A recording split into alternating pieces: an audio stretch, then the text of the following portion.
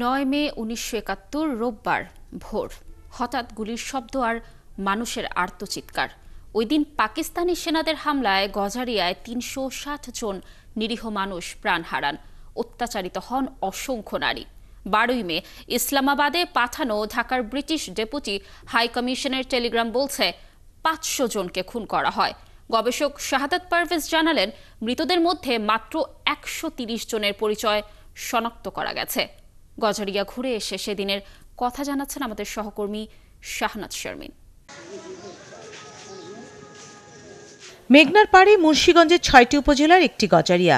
১৯৭১ সালের ৪ মে গজারিয়া পাইলট উচ্চ বিদ্যালয় স্থানীয় যুবকরা জরুরি সভা করে সংগ্রাম পরিষদ গঠনের জন্য। ৮ মে সন্ধ্যায় গজারিয়া অগ্নিবীণা সমিতির কার্যালয়ে আরেকটি সভা হয় রাত অবধি। চারিদিকে ভোরের নিস্তব্ধতা ভেঙে শোনা যায় হঠাৎ গুলির শব্দ।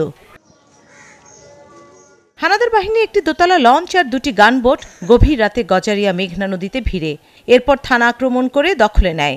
গজারিয়ায় মেঘনা শাখার নদী ফুলদি তীরের ১০ গ্রামে চালায় হত্যা, নির্যাতন, লুটপাট। ভেঙে ফেলে সব বাড়ির ট্রানজিস্টার, যেন স্বাধীন বাংলা বেতার কেন্দ্র কেউ শুনতে না পারে। ১২ মে ঢাকার ব্রিটিশ ডেপুটি হাই কমিশন থেকে KW হ্যাজেল ইসলামাবাদে ব্রিটিশ কূটনৈতিক AA হ্যালিলকে পাঠানো ২ পৃষ্ঠার গোপনীয় টেলিগ্রাম বার্তায় ১০টি ঘটনার বর্ণনা দেন। এর মধ্যে ছিল গজারিয়া হামলার তথ্য, যেখানে প্রায় ৫০০ মানুষ হত্যার বর্ণনা ছিল। গণকবরে শহীদদের স্মৃতিফলকে নিজের বাবার নাম দেখিয়ে শহীদ পুত্র জাহেদ বলছিলেন তার পরিবারের ৭ জনকে মেরে ফেলার ঘটনা। ১৮ আমার বয়স, আমার বাড়িতে ৭ জন মারছে।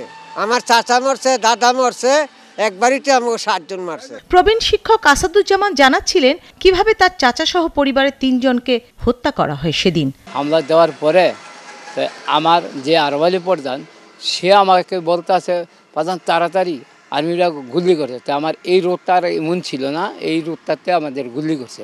গুলি করতে আমাদের বাড়ি বা গ্রামের লোক একজনে একদিক দিয়ে গেছে। যাওয়ার পরে আমার কাকায় আমার থেকে সুইটটা গিয়া আইতে লইছে, আমার কাকারে আবার গুলি করছে, গুলিটা এই জায়গায় পড়ছে। আর আমরা পালায়া হোসেন্দির বাজারও গিয়া পলায় বইয়া আছিলাম আর কি। আর পুপারে মারছে, পুপায় ওই যে এই নদী পার হইতে গেছে মতন, পার হইতে গিয়া ওপার আবার ৪ জন মারা গেছে, সেই জায়গায় ওনায়ও মারা গেছে। দীর্ঘদিন নিজ এলাকার গণহত্যা নিয়ে গবেষণা করেছেন শাহাদাত পারভেজ।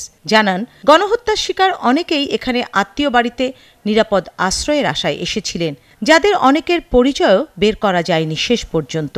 ঢাকা থেকে, নারায়ণগঞ্জ থেকে, মুন্সিগঞ্জ থেকে অনেক অসংখ্য মানুষ গজারিয়া এসে আশ্রয় নিয়েছিল। তারা ভেবেছিল যে এইটা যেহেতু একটা গহীন অঞ্চল এবং নদী বেষ্টিত এলাকা, সেখানে হয়তো এখানে পাকিস্তানি আর্মিরা এসে হামলা চালাবে না।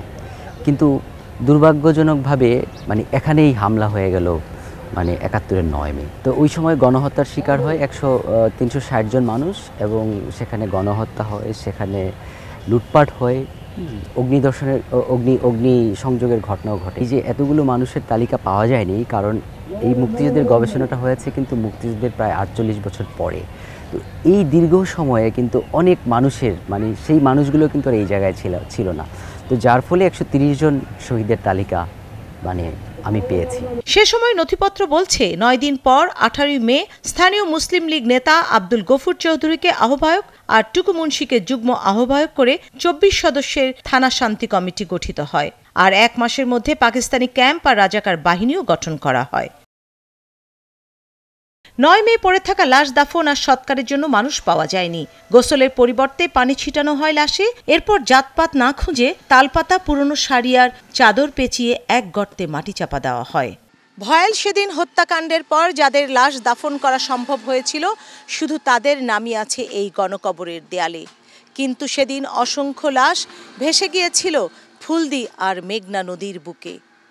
তাদেরও যেন আমরা ভুলে না যাই, এমনটাই প্রত্যাশা সকলের। শাহনাজ শারমিন, ৭১, গোসাইচর, গজারিয়া, মুন্সিগঞ্জ।